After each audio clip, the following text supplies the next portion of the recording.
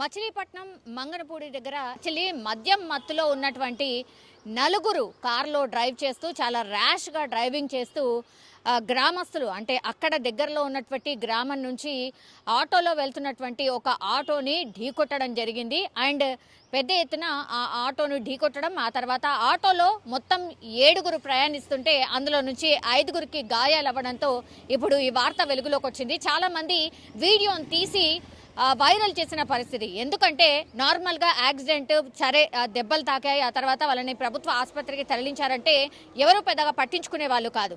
కానీ ఆ యువకులంతా కూడా సాఫ్ట్వేర్కి సంబంధించిన ఉద్యోగులు, ఢిల్లీలో సాఫ్ట్వేర్లో ఉద్యోగాలు చేస్తూ ఉంటారు.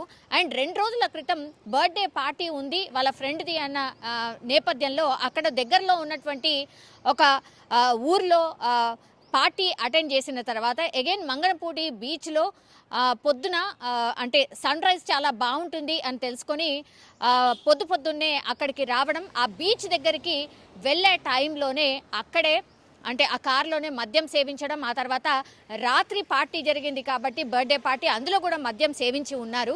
సో ర్యాష్గా డ్రైవింగ్ చేస్తూ అక్కడ అంటే మంగనపూడి దగ్గర ఉన్నటువంటి ఆ విలేజ్ ఆ రోడ్లో ఎక్కడైతే ట్రావెల్ చేస్తున్నారో అక్కడ ఒక ఆటోను ఢీకొట్టడం జరిగింది. అండ్ ఢీకొట్టిన తర్వాత కూడా అందులో నుంచి ఇద్దరు యువతులు అందులో ట్రావెల్ చేస్తూ ఉన్నారు. సో ఓ యువతి బయటకి దిగి ఎప్పుడైతే ఆటో వాళ్ళు ఏం డ్రైవ్ చేస్తున్నారు, ఎట్లా డ్రైవ్ చేస్తున్నారు, కనీసం కనిపించట్లేదా అని వాగ్వాదం చేసినప్పుడు అందులో నుంచి ఒక యువతి దిగడం, ఆ తర్వాత అసభ్యంగా పదజాలంతో మాట్లాడడం, ఏమవుతుందో చూసుకుందాం, అసలు ఏమైంది మీకు, ఏమైనా చచ్చిపోయారా ఏంటి, ఇట్లాంటి మాటలు మాట్లాడడంతో పూర్తిగా అక్కడ ఉన్నటువంటి ఆటోలకు సంబంధించిన వాళ్ళు దిగి వాళ్ళని ఆపే ప్రయత్నం చేశారు, నిలువరించే ప్రయత్నం చేశారు. అండ్ ఆ రోడ్లో ట్రావెల్ చేస్తున్న వాళ్ళు కూడా పూర్తిగా అందరూ దిగి అసలు ఏం మాట్లాడుతున్నావు, యాక్సిడెంట్ చేయడమే కాకుండా ఈ దబాయించడం ఏంది అని ప్రశ్నించడంతో పెద్ద ఎత్తున గొడవ జరిగిన పరిస్థితి. అండ్ యువతి మనకి ఎవరైతే కనిపిస్తున్నారో ఆమె పరుష పదజాలంతో అసలు వినకూడని మాటలు మాట్లాడుతూ అత్యంత దారుణంగా మాట్లాడినటువంటి సిచ్యువేషన్ కనిపించింది. దీంతో గ్రామస్తులు కావచ్చు, అక్కడ యాక్సిడెంట్ చేసిన తర్వాత ఆటోలో గాయపడిన వాళ్ళు కావచ్చు, ఆ యువతిని పూర్తిగా నిలువరించే ప్రయత్నం చేయడం, ఆమెను క్వశ్చన్ చేయడం, అసలు నడవండి పోలీస్ స్టేషన్కి అనడంతో ఆమె ఇంకా వాళ్ళని రెచ్చగొడుతూ పూర్తిగా పోనీ నువ్వు కారు పోనీ, ముందుకు పోనీ, ఏమవుతుందో అది చూద్దాం, చచ్చిపోతే చచ్చిపోయారు అనేటువంటి మాట మాట్లాడడం మనం స్పష్టంగా వింటూ ఉన్నాం.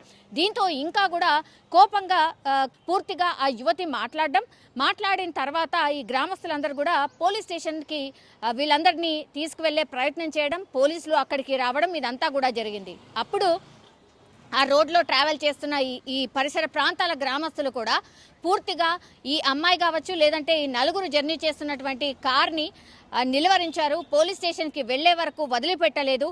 ఆ తర్వాత పోలీసులు పూర్తిగా వాళ్ళని పోలీస్ స్టేషన్కి తీసుకెళ్లిన పరిస్థితి కనిపిస్తుంది. ఒకవేళ నిజంగానే వీళ్ళు ఎవరైతే ఈ నలుగురు ట్రావెల్ చేస్తున్నారో వాళ్ళు మద్యం మత్తులోనే ఈ డ్రైవింగ్ చేశారు అండ్ డ్రైవ్ చేస్తూ వచ్చి ఇంకా మద్యం మత్తులో ఉన్నారు కాబట్టి ఆటోను ఢీ కొట్టారు అని గ్రామస్తులు ఆరోపిస్తున్న పరిస్థితి. మరి అక్కడ పోలీస్ స్టేషన్కి వెళ్ళిన తర్వాత మరి గ్రామస్తులు ఏదైతే వాదన వినిపించారో ఆ వాదన ప్రకారం మరి పోలీసులు ఎట్లాంటి కేసు నమోదు చేశారు, ఏం జరిగింది అనేది తెలీదు. బట్ వాళ్ళైతే పెద్దగా ఏం గాయాలు అయిన వాళ్ళకి మేము ట్రీట్మెంట్ ఇప్పిస్తాము, నో ప్రాబ్లం అని కాంప్రమైజ్ అయ్యి అక్కడి నుంచి వెళ్ళిపోయారు అనేటువంటిది మనకున్నటువంటి ఇన్ఫర్మేషన్. కానీ ఒకవేళ నిజంగానే గట్టిగా ఢీకొని ఉంటే, పెద్ద యాక్సిడెంట్ జరిగి ఉంటే నిజంగానే ఎంతమంది ప్రాణాలు కోల్పోయేవారు కదా. అండ్ మద్యం మత్తులో ఈ యాక్సిడెంట్ జరిగినట్టు స్పష్టంగా తెలుస్తోంది. మరి వీళ్ళ మీద ఏమైనా చర్యలు తీసుకున్నారా లేదా? ఢిల్లీకి సంబంధించిన సాఫ్ట్వేర్లో వీళ్ళు జాబ్ చేస్తున్నారు కాబట్టి మరి వీళ్ళకు పూర్తిగా మళ్ళీ వాళ్ళ జాబ్కి కావచ్చు, లేదంటే ఇంకో కేసు అయితే వాళ్ళ ఫ్యూచర్ కావచ్చు పూర్తిగా స్పాయిల్ అవుతుంది అన్న నేపథ్యంలో వీళ్ళందరినీ కూడా గ్రామస్తుల సమక్షంలోనే సెటిల్మెంట్ చేసి పూర్తిగా వదిలేశారు అనేది కూడా ఇంకో వాదన వినిపిస్తోంది. కానీ ఈ నలుగురు కూడా మద్యం మత్తులో యాక్సిడెంట్ చేసినట్టుగా పూర్తిగా స్పష్టంగా అర్థమవుతోంది.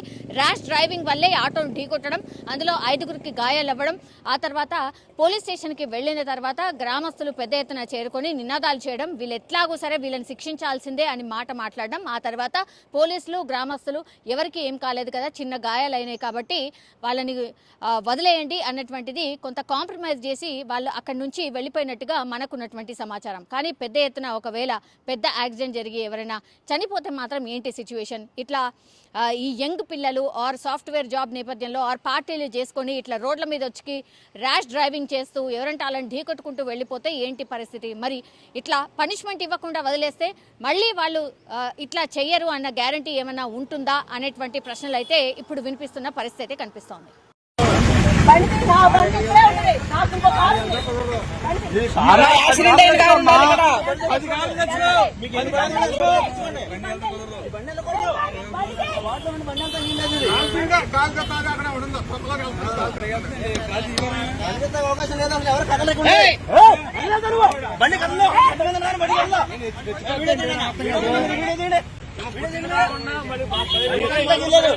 కదలవద్దు బండి బండి కళ్ళు తగ్గిలేదు.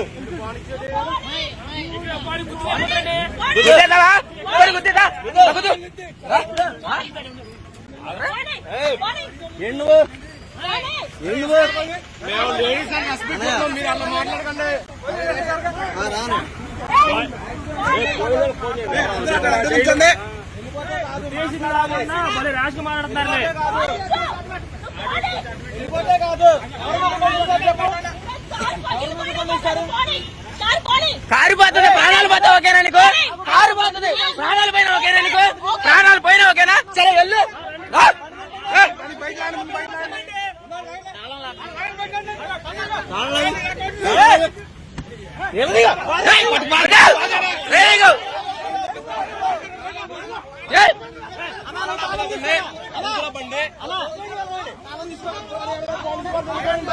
టైర్ కోసి పడతాం మాత పూసులు మంట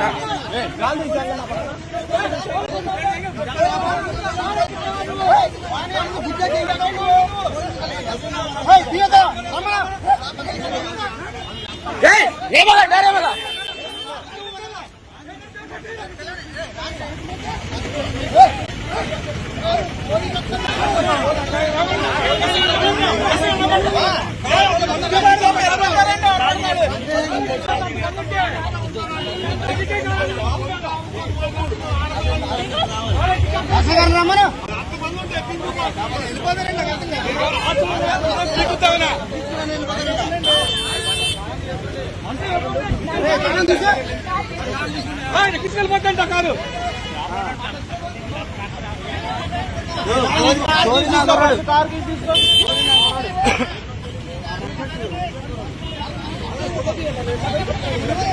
తప్పులైనప్పుడు ఉండగా తప్పులైనప్పుడు ఎక్కించేస్తావా